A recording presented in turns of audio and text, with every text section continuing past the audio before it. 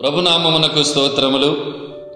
క్రీస్తునందు ప్రియమైన దేవుని బిడ్డలారా, మరొకసారి మనమంతా ఈ రీతిగా కలుసుకోవడానికి ప్రభు మనకు సహాయం చేశారు. అందును బట్టి ఆయనకు స్తోత్రాలు చెబుతూ ఈ సమయంలో ఒక వాక్య భాగాన్ని ధ్యానం చేద్దాం. 86వ కీర్తన భాగంలో 5వ వచనాన్ని చూద్దాం. ప్రభువా, నీవు దయాళుడవు, క్షమించుటకు సిద్ధమైన మనస్సు కలవాడు.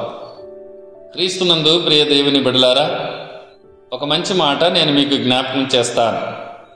ప్రభువు క్షమించుటకు సిద్ధమైన మనసు కలిగిన వాడు. చాలామంది, నేను ఇంత ఘోర పాపని, నన్ను దేవుడు క్షమిస్తాడా? ఇంత దుర్మార్గుని నేను, ప్రభు నన్ను క్షమిస్తాడా? నాకు సహాయం చేస్తాడా? నన్ను ఆదరిస్తాడా అని కుమిలిపోతున్న జీవితాలు ఎందరో ఉన్నారు.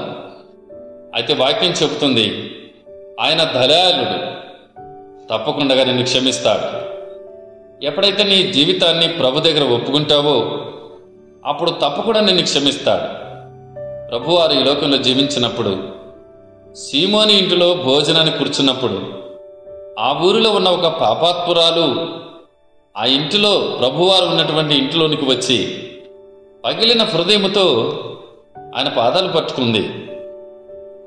ఆమె పేరే పాపాత్మురాలని పెట్టారు కనుక ఆ పాపముతో విసిగిపోయినటువంటి ఆమె ఆ ప్రభు పాదాలు పట్టుకొని కన్నీటితో ఆయన పాదాలు తడిపి తల వెంట్రుకలతో తుడుస్తూ ముద్దు పెట్టుకుంటూ ఉంటే ప్రభువారు ఆమెతో చెప్పారమ్మా, నువ్వు విస్తారంగా నన్ను ప్రేమించావు గనక నీ విస్తార పాపములో క్షమించబడి ఉన్నది.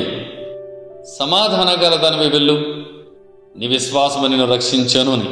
కనుక దేవుని బిడ్డలారా, నువ్వు ఎప్పుడైతే ప్రభు దగ్గర పగిలిన హృదయంతో పశ్చాత్తాపడి ప్రభు దగ్గర ఒప్పుకున్నట్లయితే తప్పకుండా నిన్ను క్షమిస్తాడు, నిన్ను పరిశుద్ధపరుస్తాడు, నీకు రక్షణ ఇస్తాడు, నీకు నిత్య జీవాన్ని ఇస్తాడు, నీ జీవితంలో గొప్ప సమాధానాన్ని దేవుడు దయచేస్తాడు.